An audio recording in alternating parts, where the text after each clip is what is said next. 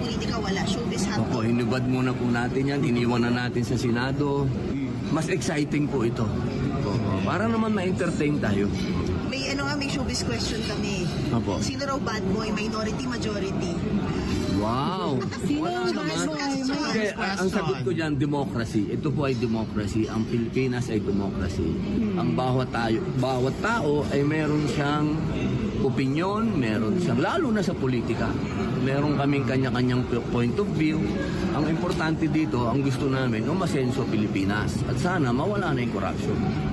Senator, ito na lang din, showbiz question. Paano mo naman madescribe ang bad boy sa pelikula? Ay, sa pelikula, sa politika, hindi sa pelikula. Ang bad boy sa politika kasi yan yung mga corrupt. Yan, hindi ako bad boy sa politika. Ako'y very good boy sa politika. Kaya nga, ang sabi nila, lagi akong maximum tolerance. So,